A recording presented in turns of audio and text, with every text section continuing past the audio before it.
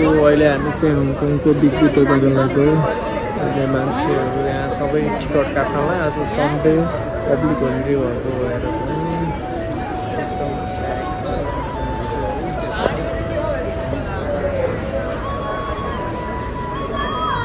यस्तै बिहानै जाने हो मान्छेहरूको भिडभाडले गर्दा टिकट काटेर अहिले चाहिँ हामी ट्याक्क अब यो केवल कार चढ्नेमा लगाइसक्यो यो केवल कारको त्यो बक्सहरू आउँदैछ यो हेर्नुहोस् एकदम प्याक छ मान्छे तर है एकदम स्लोमा लाइन छ एक घन्टा जस्तो भइसक्यो होला यहाँ लाइनतिर चाहिँ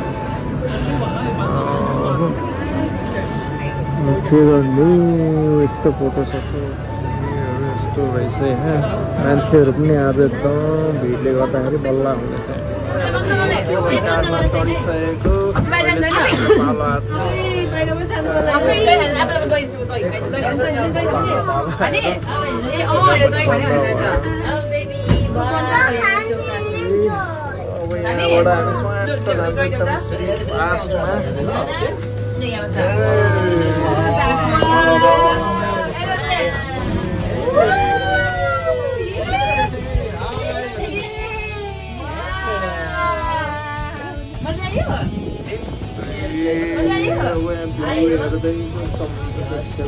स्याउ त पहिले हेरिसकेको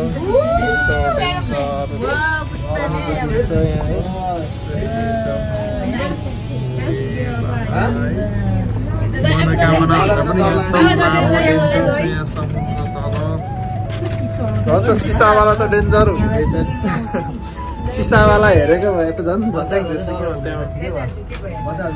एकदम दामी देखेछ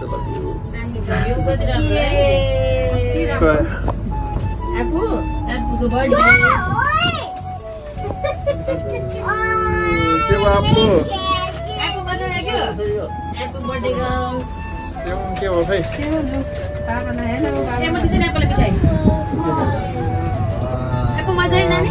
डेन्जर देखेछ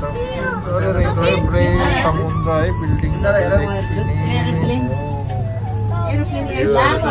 दामी देखिन्छ एकदम रमाइलो यस्तो देखिन्छ यहाँबाट चाहिँ मकौ जाने पु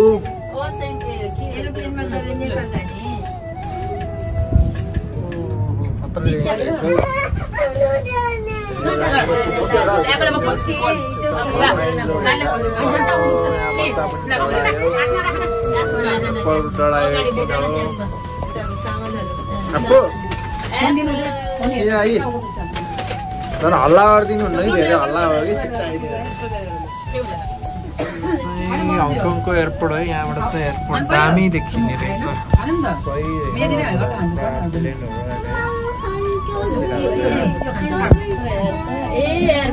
दामी देखिन्छ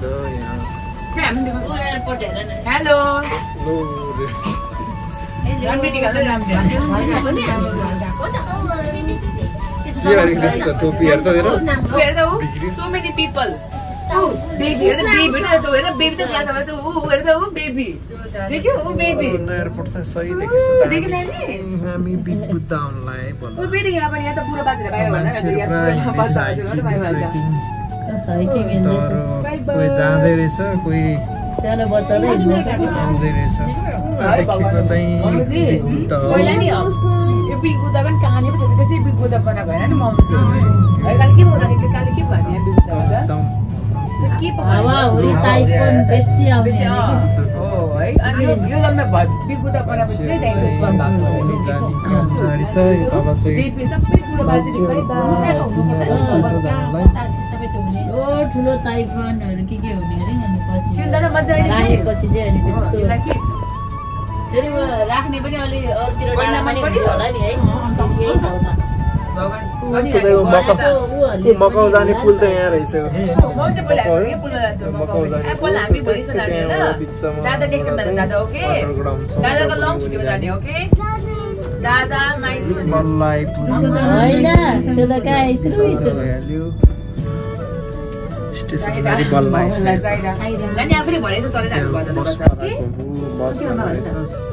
हेर ल है अब नानी अहिले भने हामी यसो चढेर घर जानुपर्छ ओके 15-20 मिनट जति लाग्ने रहेछ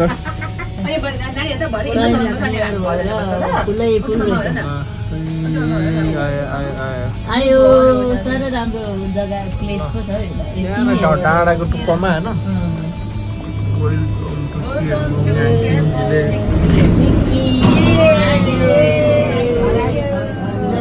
हामी आइपुग्यौँ आफ्नो गन्तव्यमा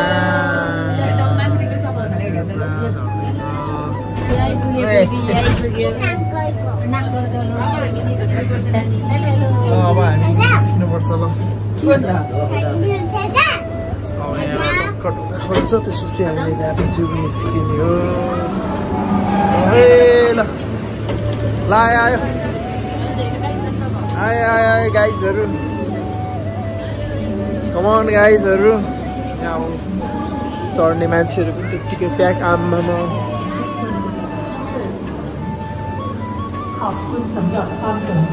चाइनिज न्यु इयरले गर्दाखेरि यसरी फुलहरूले डेकोरेसन गरेर सजाएर रहेछ 4 पनि बज्यो मान्छेहरू फर्किने पनि त्यस्तै छ ओ सुन्दर के कस्तो ह्याप्पी भयो कि होइन बेसी डर लाग्यो कि लाइन डर हो एकदम घाम लाग्छ आज चाहिँ मेन चिज चाहिँ आज घाम लाएर पनि एकदम राम्रो हो नत्र घाम नलाग्यो जाडोमा यहाँ चाहिँ हुन्थ्यो ट्याक्कै हो बिग बुद्धकै हो अब बजारमा आइपुग्यो यहाँ सानो एउटा बजार छ मान्छेहरू यहाँ आएर अब खाजासाजा खाने अलिअलि सपिङ गर्ने चिया कफी खाने रेस्ट गर्ने हो अब यहाँबाट चाहिँ अलिकति हिँड्न पर्ने छ लगभग यहाँबाट अब धेरै टाढा त छैन अब नजिकै हो यहाँबाट चाहिँ अलिकति उकालो उक्लिनुपर्छ एकदम न्यानो भइरहेको छ जस्तो घाममा बस्दाखेरि चाहिँ अहिले मान्छेहरू चाहिँ आउने भन्दा नि अहिले जानेहरू चाहिँ एकदम धेरै छ खासमा एकदम हामी ढिलो पनि आयो नि त अब मान्छेहरू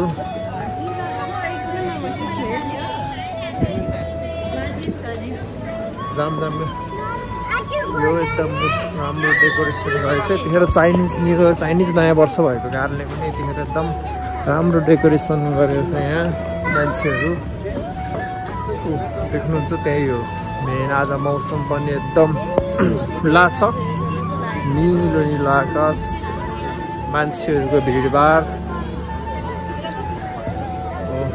जस यतिखेर चाहिँ यहाँको लोकल भन्दा पनि प्रायः जस्तो मान्छेहरू यहाँ बाहिर चाइनाबाट अरू देशबाट चाहिँ एकदम धेरै मान्छेहरू आउँछ क्या टाइममा अनि त्यही माथि आज छुट्टी भएको कारणले गर्दा पनि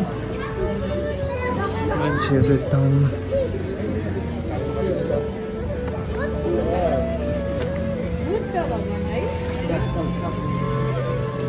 कफी रेस्टुरेन्टहरू पनि आएको छ त कहाँबाट यहाँ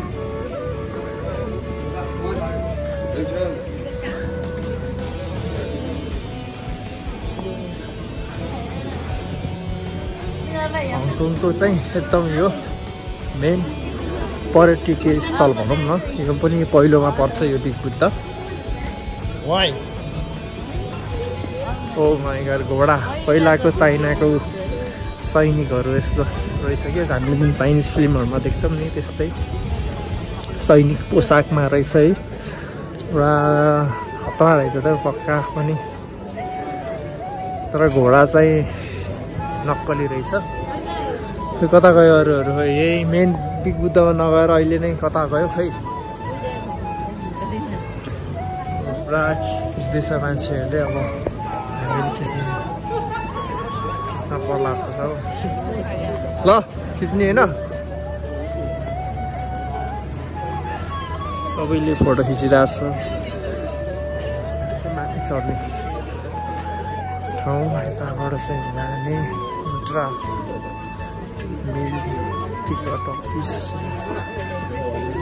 यहाँबाट जाडो जाडो छ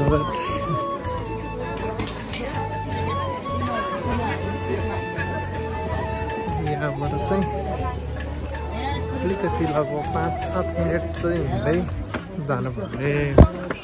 यहाँबाट चाहिँ बुद्धको ट्याक्क अगाडिको भाग देखिन्छ।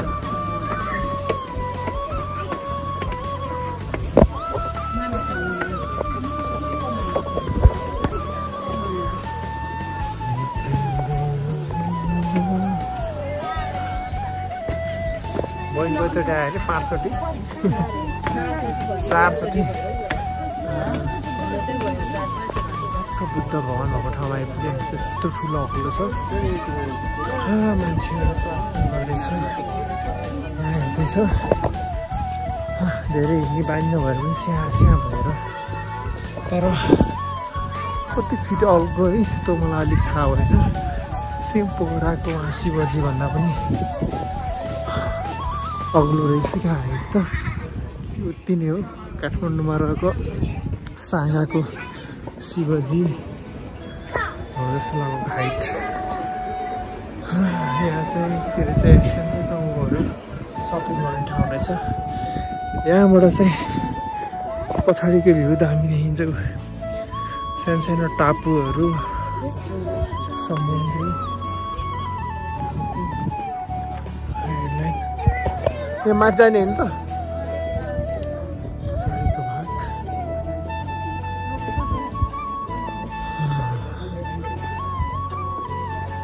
मजाले बनाएको छ। डिजाइनहरू पनि कलर नगरेर रहेछ। यहाँबाट सेतै खुस्रो रहेछ।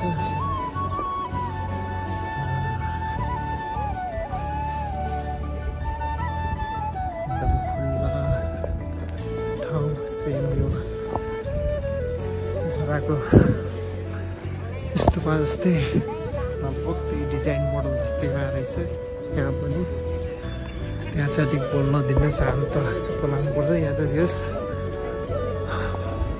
त्यस्तो बोल्न नदिने भन्ने नियम छ। जस त्यस्तो नरहेछ। छ माथिबाट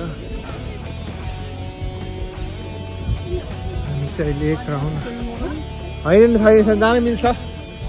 हिँड्ने यताबाट हो त्यताबाट बन्द हो कि उता अघिबाट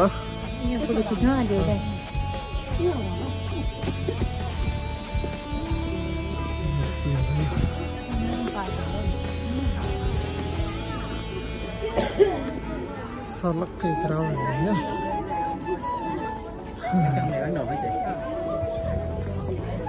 यो मूर्ति राख्ने पनि एउटा विशेषता छ। केही पुरानो भनाइ छ भन्छ। यहाँ पहिला एकदम यो आँधी तुफान यो आउँथ्यो अरे र धेरै त्यतिखेर सायद जनधनको क्षति भयो होला। त्यसरी कारणले पनि यो भगवान्लाई यो अब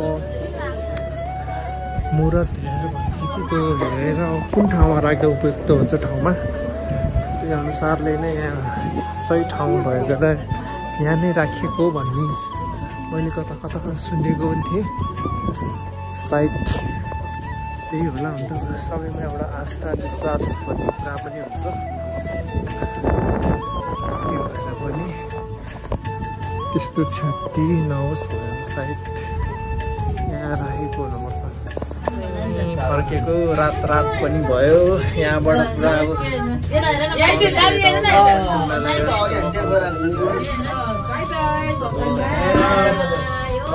पुरा जाडो पनि भयो। बुद्ध भगवान देखेछ।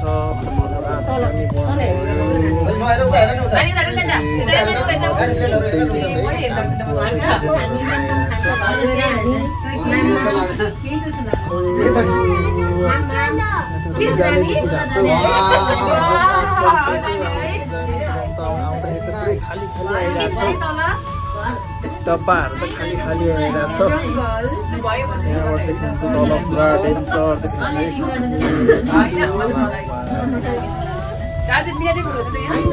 रातिको दृश्य एयरपोर्ट एकदम सही देखिँदो रहेछ।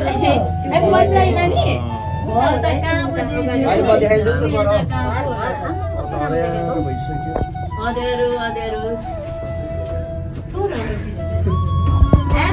तिहारै लागे जस्तो देखिन्छ मजा आयो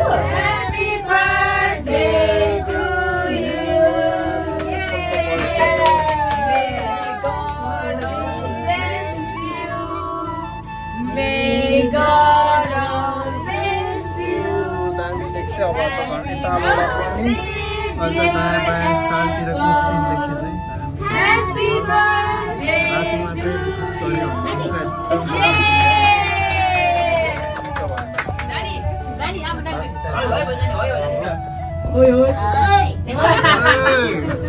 के गर्दैछु आफूले